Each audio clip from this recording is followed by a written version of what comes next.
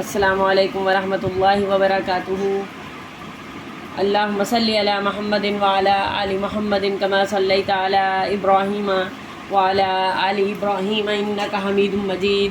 اللہم بارک علی محمد وعلی آل محمد کما بارکت علی ابراہیم وعلی آل ابراہیم انک حمید مجید۔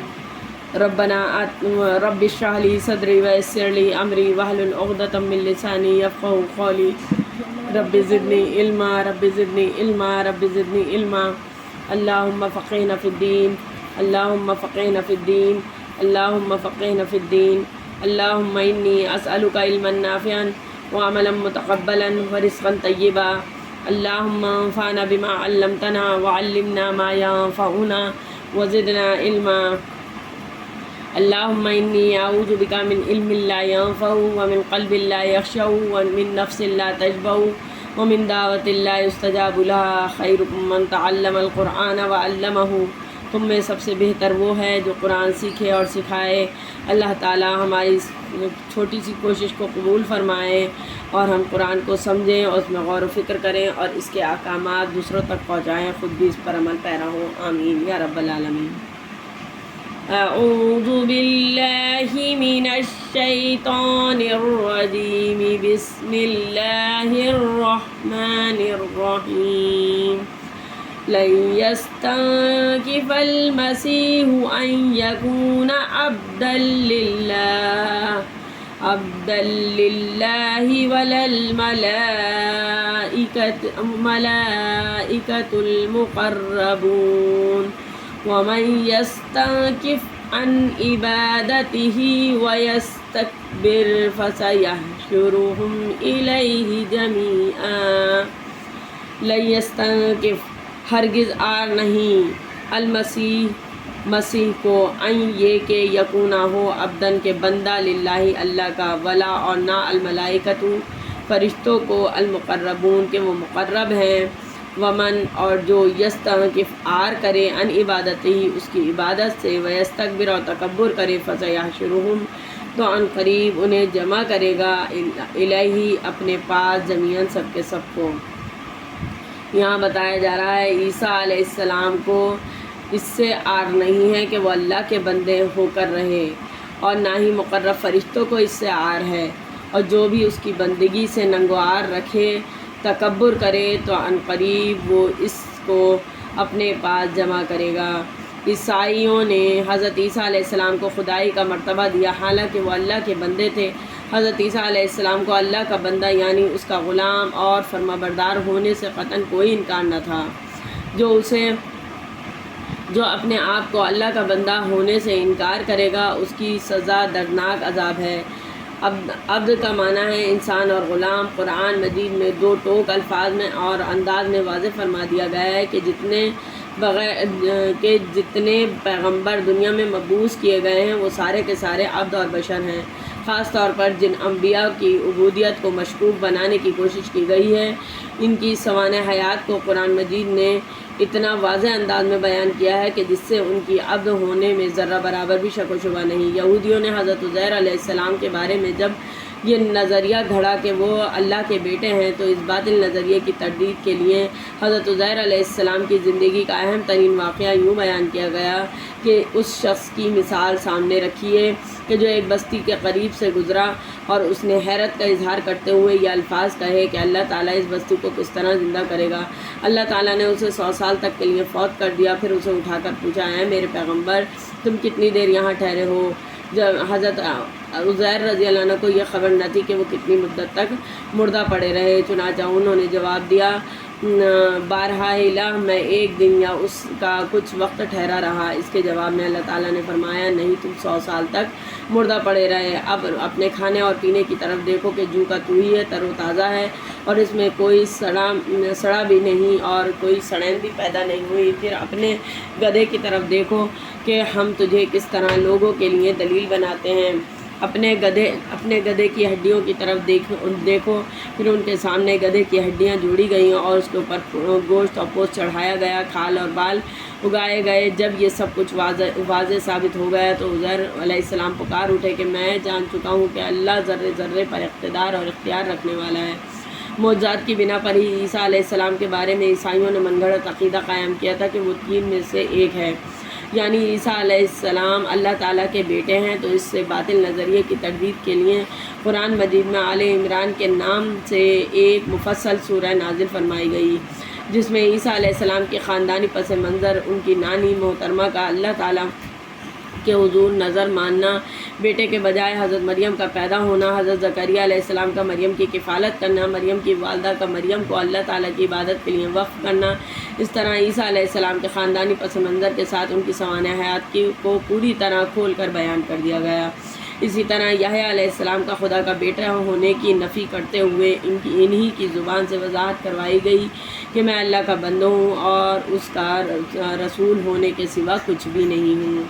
اسی بنیاد پر یہاں وضاحت کی گئی ہے کہ عیسیٰ اللہ کا بندہ ہونے میں کوئی شرم محسوس نہیں کرتا، کوئی عار محسوس نہیں کرتا، اور نہ ہی مقرب فرشتے جو ہیں کوئی عار محسوس کرتے ہیں۔ نبی آخر الزمان محمد مصطفیٰ صلی اللہ علیہ وسلم کی امت میں بھی باطل عقائد کے لوگ ہوں گے، جس کی بنا پر حضرت محمد صلی اللہ علیہ وسلم کے بارے میں بھی متعدد آیات میں زور و روشن کی طرح یہ حقیقت واضح کر دی گئی ہے کہ آپ اللہ کے رسول اور اس کے بندے اور بشر ہیں سے۔ تو آدمی اس وقت تک دائرہ اسلام میں داخل نہیں ہو سکتا جب تک وہ کلمہ شہادت میں نبی صلی اللہ علیہ وسلم کی عبدیت کا اقرار نہیں کر لیتا، اور اس کی پنجگانہ نماز مکمل نہیں ہو سکتی جب تک کہ تشہد میں آپ کی عبدیت کی شہادت نہیں دیتا۔ یاد رہے کہ انبیاء کی عبدیت انسانیت کا شرف ہے، انبیاء اکرام شرف انسانیت کی شان اور ترجمان ہوا کرتے ہیں۔ فَأَمَّا الَّذِينَ آمَنُوا وَعَمِلُوا الصَّالِحَاتِ فَيُوَفِّيهِمْ أُجُورَهُمْ وَيَزِيدُهُمْ مِنْ فَضْلِهِ وَأَمَّا الَّذِينَ اسْتَنكَفُوا وَاسْتَكْبَرُوا فَيُعَذِّبُهُمْ عَذَابًا عَلِيمًا وَلَا يَجِدُونَ لَهُم مِّن دُونِ اللَّهِ وَلِيًّا وَلَا نَصِيرًا۔ فَأَمَّا پھر رہے وہ لوگ آمنوا الذین آمنوا جو لوگ ایمان لائے، وعملوا الصالحات اور نیک عمل کیے، فیوفیہم انہیں پورا دے گا، اجورہم ان کا اجر، ویزیدہم اور انہیں زیادہ دے گا، من فضلہ اپنے فضل سے، واما اور رہے وہ لوگ جو الذین استنکفوا انہوں نے عار سمجھا، انہوں نے شرم محسوس کی، واستکبروا اور انہوں نے تکبر کیا، فیعذبہم تو انہیں عذاب دے گا، عذاباً عذاب، علیماً دردناک، ولا یجدون اور نہیں پائیں گے وہ لوگ لہم اپنے لیے، من دون اللہ اللہ کے سوا، ولیاً کوئی دوست، ولا اور نہیں نصیراً کوئی مددگار۔ یہاں بتایا جا رہا ہے پھر جو لوگ ایمان لائے اور انہوں نے نیک عمل کیے انہیں ان کا رب پورا اجر دے گا اور ان کو اپنے فضل سے مزید نوازے گا۔ وَأَمَّا الَّذِينَ اور رہے وہ لوگ جنہوں نے شرم محسوس کی، عار محسوس کی اور استکبار کیا، تکبر کیا، فَيُعَذِّبُهُمْ تو انہیں ضرور عذاب دے گا، عذابًا علیما دردناک عذاب، وَلَا يَجِدُونَ نہیں وہ پائیں گے لہم اپنے لیے، من دون اللہ اللہ کے سوا کوئی دوست یا کوئی مددگار۔ یا ایھا الناس قد جاءکم برہان من ربکم وأنزلنا إلیکم نورا مبینا۔ یا ایھا الناس اے لوگو، قد جاءکم تمہارے پاس آ چکی ہے، برہان روشن دلیل، من ربکم تمہارے رب کی طرف سے، وانزلنا اور ہم نے نازل کیا، الیکم تمہاری طرف، نوراً نور روشنی، مبیناً واضح یعنی قرآن مجید۔ اے لوگو بلا شبہ تمہارے پاس تمہارے رب کی طرف سے ایک واضح دلیل آ چکی ہے اور ہم نے تمہاری طرف ایک واضح روشنی نازل فرمائی۔ یہاں بتایا جا رہا ہے کہ اس سورہ مبارکہ میں یہود و نصارہ اور مومنوں کے ساتھ تیسری مرتبہ تمام لوگوں کو دعوت عام دی گئی ہے کہ اے لوگوں ادھر ادھر کے اعمال اور عقائد کی اتباع چھوڑ کر صرف اس برہان کی پیروی اور واضح روشنی کے پیچھے چلو جو تمہارے لیے دو جہانوں کے راستوں کو منور کرنے والی ہے۔ برہان سے مراد مفسرین نے رسول مکرم صلی اللہ علیہ وسلم کی ذات اور نور سے مراد قرآن مجید کی تعلیمات کو لیا ہے۔ رسول صلی اللہ علیہ وسلم کی آمد کے بعد لوگوں کے پاس اللہ تعالیٰ کی عدالت عظمیٰ میں حجت ختم ہو جاتی ہے۔ اللہ کا رسول آ چکا ہے، اس نے زندگی کے تمام شعبوں میں قرآن مجید پر عمل کر کے دکھا دیا، لہٰذا لوگوں کا فرض بنتا ہے کہ وہ اللہ تعالیٰ پر ایمان لائیں، یعنی اس کی توحید کو سمجھیں، اس کے تقاضوں کو پورا کریں اور قرآن و سنت کے ساتھ اعتصام کرتے ہوئے اپنی زندگیاں سنواریں، جس کے بدلے میں اللہ تعالیٰ انہیں اپنے فضل سے نوازے گا اور صراط مستقیم پر گامزن رہنے کی توفیق عطا فرمائے گا۔ فَأَمَّا الَّذِينَ آمَنُوا بِاللَّهِ واعتصموا به فسيدخلهم في رحمة منه وفضل ويهديهم إليه صراطا مستقيما۔ فاما پس رہے وہ لوگ الذین جو آمنوا ایمان لائے باللہ اللہ پر، واعتصموا مضبوط پکڑا بہی اس کو، فسیدخلہم تو انہیں ہم قریب داخل کریں گے اپنی رحمت میں، منہ اس سے، وفضل اور فضل میں، ویہدیہم اور انہیں ہدایت دیں گے، الیہ اپنی طرف صراطا مستقیمہ سیدھے راستے کی۔ یہاں بتایا جا رہا ہے پس جو لوگ اللہ پر ایمان لائے اور اسے مضبوطی سے تھام لیا، ان قریب اللہ انہیں اپنی خاص رحمت اور فضل میں داخل کرے گا اور انہیں اپنی طرف سے سیدھا راستہ بھی دکھائے گا۔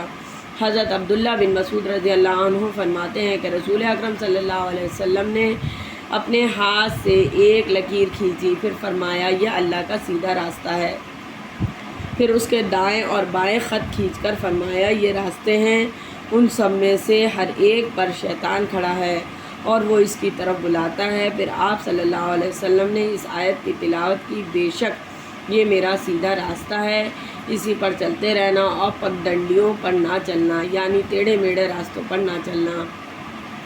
قرآن مجید ہدایت کا سرچشمہ ہے، قرآن مجید کو مضبوطی سے تھامنے والا اللہ کے فضل و کرم سے ہمکنار ہوتا ہے۔ اللہ تعالیٰ قرآن مجید کے ذریعے لوگوں کو صراط مستقیم کی طرف رہنمائی کرتا ہے۔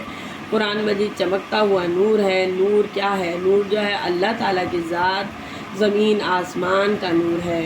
قرآن بھی نور ہے، توحید بھی نور ہے، محمد صلی اللہ علیہ وسلم بھی نور کی طرف ہی بلاتے ہیں۔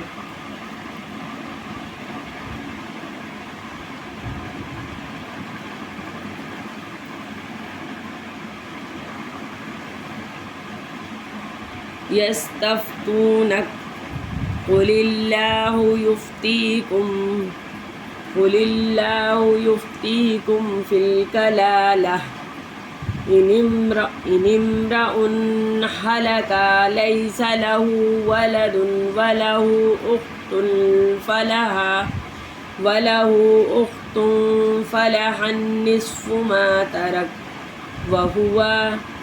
وهو يرثها إن لم يكن لها ولد، وإن كانت اثنتين فلهما ثلثان مما ترك، وإن كانوا إخوة رجالا ونساء فللذكر مثل حظ الأنثيين، يبين الله لكم أن تضلوا والله بكل شيء عليم۔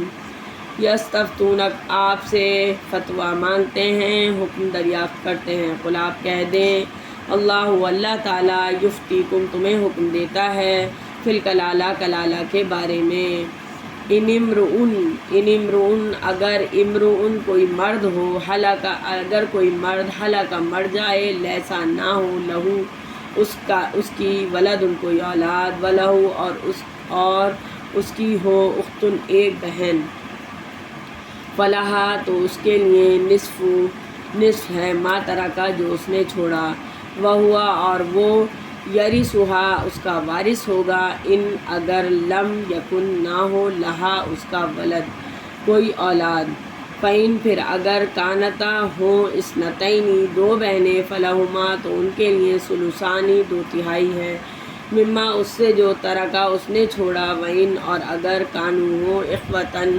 بھائی بہن رجالن کچھ مرد، و نسان اور کچھ عورتیں، فللذکری تو مرد کے لیے مثلا برابر ہے حظ الانثیین دو عورتوں کے۔ یبینو کھول کر بیان کرتا ہے اللہ تعالیٰ لکم تمہارے لیے تدلوا تاکہ بھٹک نہ جاؤ، واللہ اور اللہ تعالیٰ بکلی ہر شیء چیز علیم جاننے والا ہے۔ آپ سے فتویٰ مانگتے ہیں، فرما دیں اللہ تمہیں کلالہ کے بارے میں فتویٰ دیتا ہے۔ اگر کوئی آدمی مر جائے جس کی کوئی اولاد نہ ہو اور اس کی ایک بہن ہو تو اس کے لیے اس کا نصف ہے جو اس نے چھوڑا، اور خود اس بہن کا وارث ہوگا، اور وہ خود اس کا وارث ہوگا یعنی بہن کا، اگر اس کی کوئی اولاد نہ ہو۔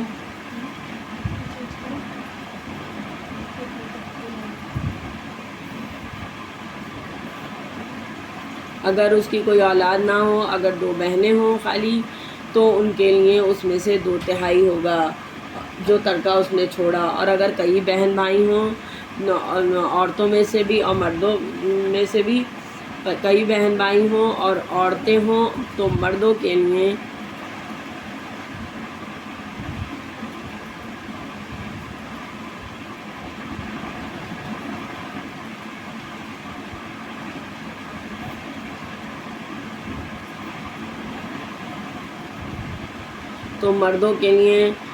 مردوں کے لیے 2 عورتوں کے حصے کے برابر ہوگا۔ اللہ تعالیٰ تمہارے لیے کھول کر بیان کرتا ہے تاکہ تم بھٹک نہ جاؤ، اور اللہ ہر چیز کو اچھی طرح جانتا ہے۔ سورہ کی ابتدا معاشرے کے پسماندہ طبقے یعنی یتیموں کے مالی حقوق سے ہوئی تھی، اور اس کا اختتام بھی معاشرتی اعتبار سے کمزور افراد کے مالی تحفظ کے لیے کیا گیا ہے۔ سورہ نساء کی ابتدا میں بنی نوع انسان کو ایک کنبہ قرار دیتے ہوئے یتیم عورتوں کے حقوق کا خیال رکھنے کا حکم دیا گیا تھا۔ اب اس سورہ کا اختتام خاندانی لحاظ سے کمزور ترین انسان کے متعلقہ مسائل سے کیا جا رہا ہے، جسے قرآن نے کلالہ کے نام سے متعارف کیا ہے۔ کلالہ وہ شخص ہے جس کے نہ والدین ہوں، نہ دادی دادا ہوں، نہ اولاد ہو، نہ پوتے پوتیاں ہوں، خواہ وہ مرد ہو یا عورت، بے شک اس کے بہن بھائی ہوں، کلالہ ہی تصور ہوگا۔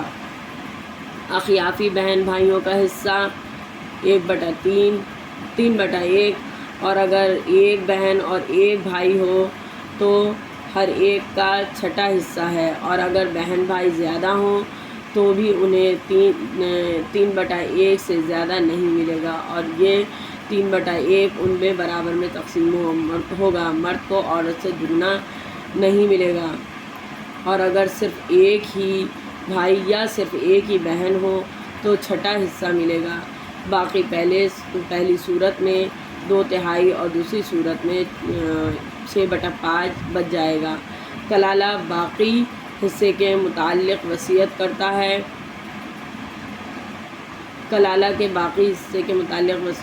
ہے، پھر یہ حصہ ذوی الارحام میں تقسیم ہوگا بشرط یہ کہ کوئی عصبہ نہ مل رہا ہو۔ اولاد کی 3 قسمیں ہیں: عینی وہ بہن بھائی جو سگے ہوں، اللاتی جن کا باپ ایک ہو اور مائیں الگ الگ ہوں، اخیافی جن کی ماں ایک اور باپ الگ الگ ہوں۔ اخیافی بہن بھائیوں کے متعلق احکامات اسی صورت کی آیت نمبر 12 میں بیان ہو چکے ہیں جو اس آیت میں بیان ہو رہے ہیں۔ یہ حقیقی یا سوتیلے بہن بھائیوں سے تعلق رکھتے ہیں۔ کلالہ کی میراث کی تقسیم میں 2 باتوں کو ملحوظ رکھنا ضروری ہے۔ ایک یہ کہ اگر کلالہ کے حقیقی اور سوتیلے دونوں قسم کے بہن بھائی موجود ہوں تو سوتیلے کو محروم رکھا جائے گا، اور اگر حقیقی نہ ہو تو پھر سوتیلے بہن بھائی کو جائیداد میں تقسیم کیا جائے گا۔ دوسرا یہ کہ کلالہ کے بہن بھائیوں میں تقسیم میراث کی بالکل وہی صورت ہوگی جو اولاد کی صورت میں ہوتی ہے، یعنی اگر صرف ایک بہن ہے تو آدھا حصہ مل جائے گا پوری جائیداد میں سے، اور دو یا 2 سے زیادہ بہنیں ہیں تو ان کو 2/3 ملے گا۔ اگر صرف بھائی ہو تو تمام ترکے کا واحد وارث ہوگا، اور اگر بہن بھائی ملے جلے ہوں تو ان میں سے ہر مرد کو 2 حصوں اور عورت کا 1 حصہ ہوگا۔ یہاں یعنی اس آیت میں بہن سے مراد سگی اور باپ کی طرف سے جو بہن ہو، اس کا ذکر ہو رہا ہے۔ ایسی بہن کو نصف ترکہ ملے گا اور بقیہ نصف اگر کوئی عصبہ ہو یعنی چچا چچازاد بھائی تو ان کو یہ نصف ملے گا، ورنہ یہ نصف بھی بہن کی طرف ہی لوٹ آئے گا۔ پھر اگر 2 بہنیں ہوں تو ان کو 2/3 ملے گا اور بقیہ ثلث عصبہ کو ملے گا، اور اگر عصبہ کوئی نہ ہو تو یہ بھی ثلث انہی کو ملے گا۔ 2 یا 2 سے زیادہ بہنوں کا یہی حکم ہے۔ اگر کلالہ کے وارثوں میں بھائی بہن دونوں ہوں تو بھائی کے 2 حصے اور بہن کا 1 حصہ ہوگا۔ کلالہ کی صرف بہن ہو تو وہ نصف ترکے کی مالک ہوگی، اور اگر کلالہ کی 2 بہنیں ہوں تو ان کے لیے 2/3 ہوگا۔ اگر کلالہ کے بہن بھائی ہوں تو للذکر مثل حظ الانثیین کے تحت وراثت تقسیم ہوگی۔ وآخر الدعوانا ان الحمد للہ رب العالمین والسلام۔ اللہم اغفر لنا قبل الموت وارحمنا بعد الموت ولا تعذبنا بعد الموت ولا تحاسبنا یوم القیامہ انک علی کل شیء قدیر۔ ربنا تقبل منا انک انت السمیع العلیم وتب علینا انک انت التواب الرحیم۔